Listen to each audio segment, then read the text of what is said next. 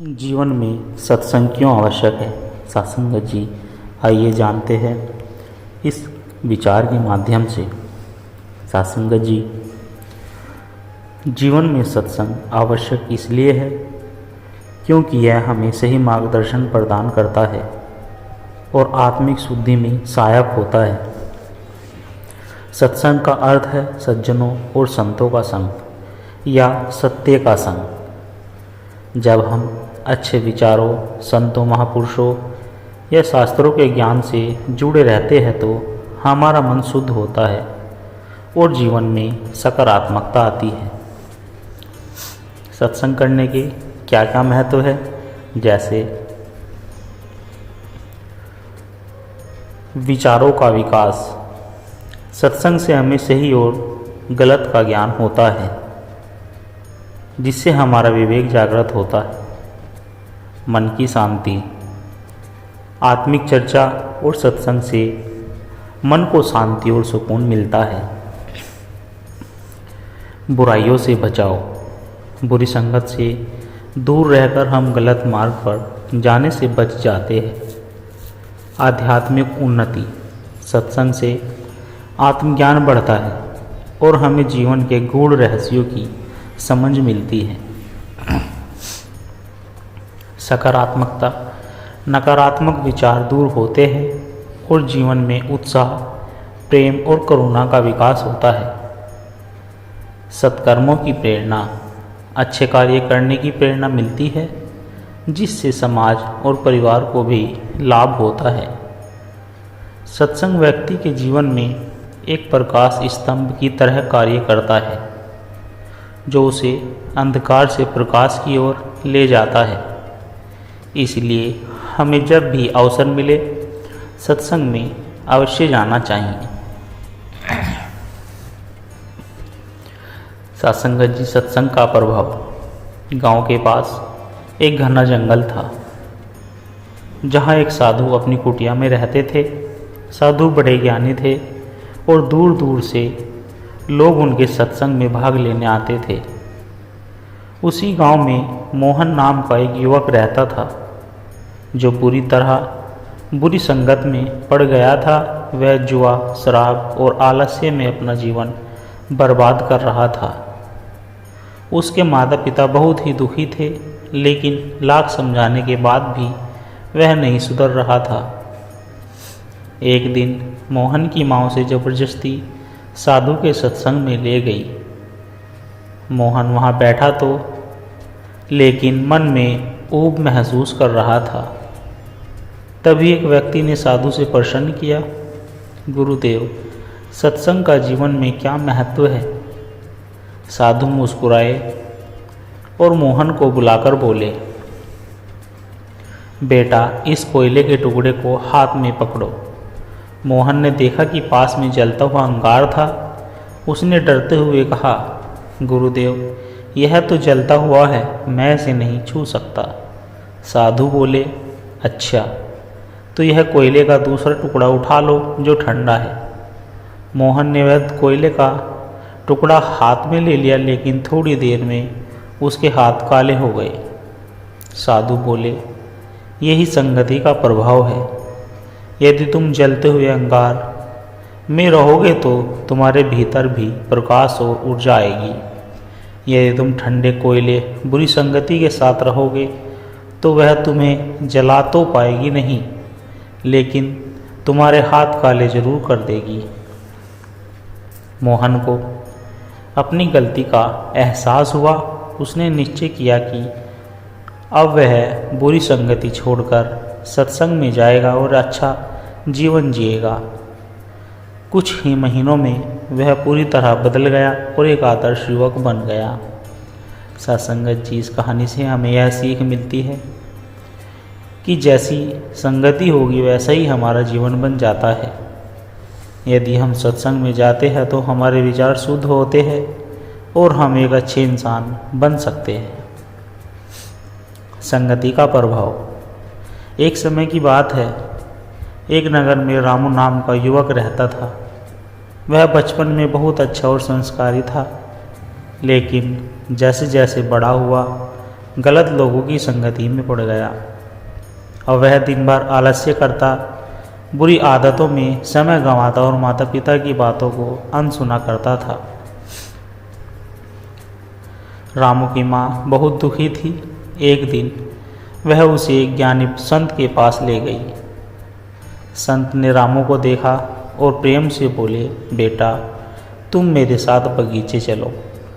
रामू तैयार हो गया। संत ने बगीचे में पहुंचकर उससे कहा, यहाँ से एक छोटा सा पौधा उखाड़ो। रामू ने आसानी से पौधा उखाड़ लिया। फिर संत ने कहा, अब इसे थोड़े बड़े पौधे को उखाड़ो। रामू ने थोड़ा जोर लगाया और पौधा निकाल दिया। अब संत ने एक मध्यम आकार के पौधे की ओर इशारा किया और कहा, इसे उखाड़ो। रामू ने काफ़ी मेहनत की, लेकिन मुश्किल से वह पौधा उखाड़ पाया। फिर संत उसे एक बड़े पेड़ के पास ले गए और बोले, अब इसे उखाड़ो। रामू चौंक गया और बोला, गुरुदेव यह असंभव है, इसे तो मैं कितनी भी कोशिश कर लूँ उखाड़ नहीं सकता। संत बोले, बेटा यही संगति का प्रभाव है। जब कोई गलत संगति में पड़ता है तो शुरू में उसे छोड़ना आसान होता है, लेकिन जैसे छोटे पौधे को उखाड़ना, जैसे जैसे वह उसमें गहराइयों से जड़ जमा लेता है, वैसे वैसे उससे बाहर निकलना कठिन हो जाता है। बुरी संगति की आदत एक विशाल पेड़ की तरह होती है, जिसे उखाड़ना लगभग असंभव होता है।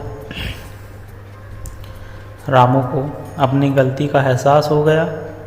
उसने संकल्प लिया कि अब वह सत्संग करेगा, अच्छे लोगों के साथ रहेगा और अपने जीवन को सुधारने का प्रयास करेगा। सत्संगत जी, जैसी संगति होगी वैसा ही हमारा जीवन बनेगा। यदि हम अच्छे लोगों को सत्संग का साथ करेंगे तो हमारा जीवन सकारात्मकता बनेगा, और यदि हम गलत लोगों की संगति में पड़ेंगे तो हमें उससे निकलना कठिन हो जाएगा। इसलिए सत्संगत जी हमेशा सत्संग का आश्रय लेना चाहिए। सत्संगत जी, सच्चा ज्ञान।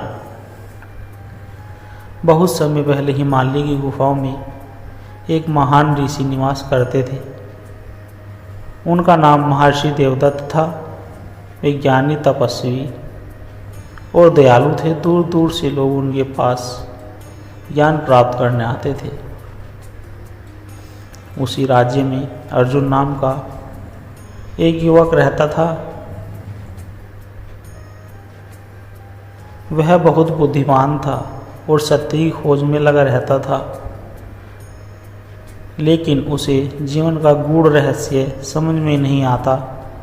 एक दिन उसने सुना कि महर्षि देवदत्त के पास जाकर यदि कोई सच्चे हृदय से प्रश्न पूछे तो उसे ज्ञान प्राप्त होता है। अर्जुन ने तय किया कि वह ऋषि के पास जाएगा और अपने मंत्रों का जाप करेगा। वह कई दिनों की कठिन यात्रा के बाद हिमालय की गुफाओं तक पहुंचा। ऋषि देवदत्त ध्यान में बैठे थे। अर्जुन ने विनम्रता से प्रश्न किया और कहा, गुरुदेव मैं जीवन का सत्य जानना चाहता हूँ, कृपया मुझे ज्ञान दीजिए। ऋषि ने मुस्कुराते हुए कहा, वत्स, ज्ञान पाने के लिए केवल प्रश्न करना पर्याप्त नहीं, तुम्हें इसके लिए योग्य बनना होगा।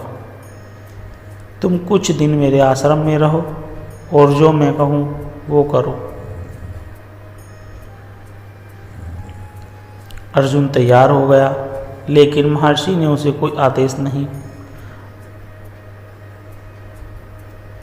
कोई शास्त्र नहीं पढ़ाया, कोई उपदेश नहीं दिया, बल्कि उसे छोटे छोटे कामों में लगा दिया। आश्रम की सफाई, भोजन बनाना, जल लाना, बगीचे की देखभाल।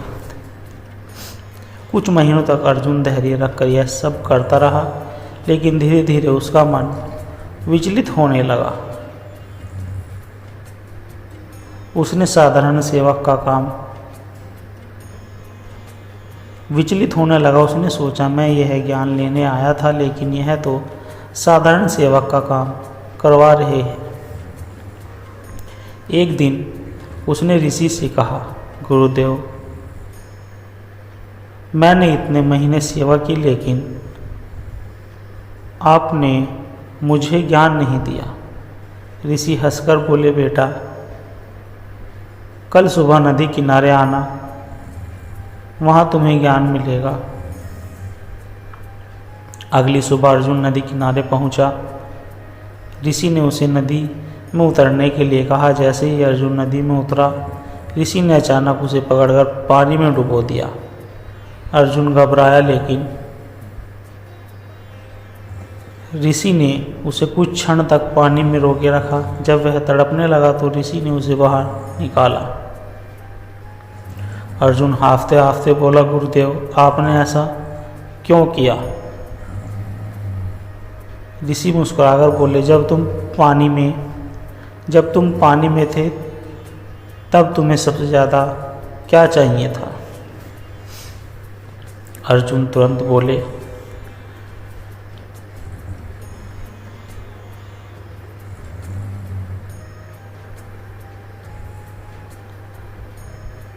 अर्जुन को अपने प्रश्न का उत्तर मिल गया। उससे समझ आ गया कि केवल बाहरी ज्ञान प्राप्त करना पर्याप्त नहीं, बल्कि ज्ञान के लिए जीवन में सच्ची तड़प और समर्पण भी होना चाहिए।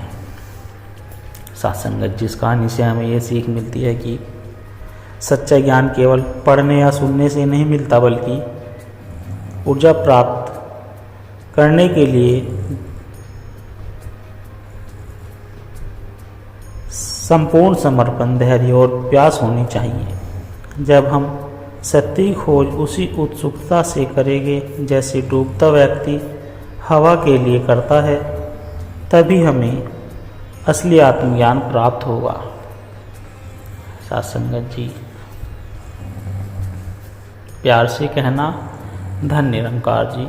सत्संगत जी, आप जी को दास के द्वारा कहे गए कहानी विचार, प्रेरणादायक कहानी विचार यदि पसंद आए हो, अच्छे लगे हो तो वीडियो को लाइक करें, कमेंट करें और ज़्यादा से ज़्यादा शेयर करें और चैनल को भी सब्सक्राइब कर दें। सत्संगत जी, प्यार से कहना, धन निरंकार जी।